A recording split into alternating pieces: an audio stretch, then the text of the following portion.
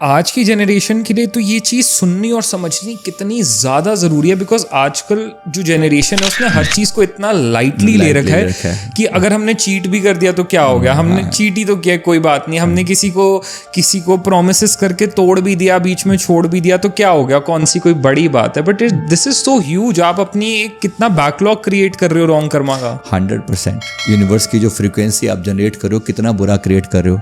लोग कैसे relationship switch करते हैं, देखा है, इसको छोड़ा उसको पकड़ा, उसको छोड़ा उसको पकड़ा, उसको छोड़ा।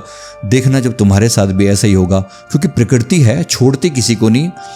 हार्ट के अंदर जो दर्द पैदा किया जाता है, सोचो, मतलब उस मैंने अभी जो एग्जांपल दिया, अब उस लेडी को कितनी तकलीफ झेलनी पड़ी होगी। कोई तो सोचने वाला होना, can we put our self in her shoes कि वो उस फ्रीक्वेंसी पे। अब नेचर क्या करती है, जो करने वाला है ना, और जो कल्प्रिट है और जो विक्टिम है जिसके प्रति किया जा रहा है ना, रोल रिवर्स करके दिखाती है।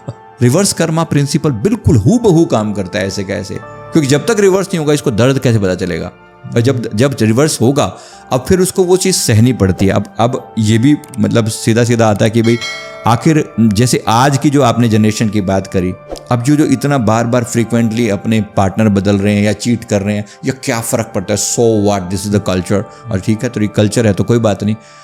जब तुम प्रकृति के नियमों से खिलवाड़ करोगे, प्रकृति छोड़ने वाली नहीं है। हमारे अब जैसे आजकल ये कैजुअल सी बात हो गई है ना, रिलेशनशिप में, लिव इन रिलेशनशिप में कोई कमिटमेंट नहीं है, कोई कमिटमेंट नहीं है। याद रखना, कभी तुम्हें कमिटमेंट की जरूरत पड़ेगी ना, तब भी नहीं मिलने वाली।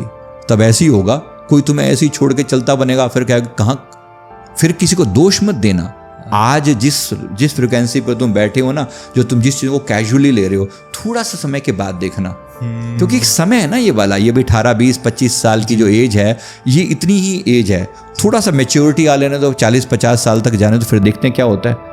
फिर देखना जब तुम्हें नीड होगी, क्योंकि तुम्हारा हाथ पकड़ के चलने वाला हो, जो तुम्हारे इमोशंस में तुम्हारा साथ देने वाला हो, तब नहीं मिलेगा तुम्हें।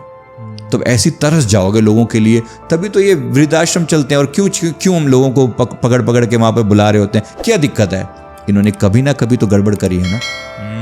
रिश्ते जहाँ छेड़े हैं, आज रिश्तों के लिए तरस जाओगे।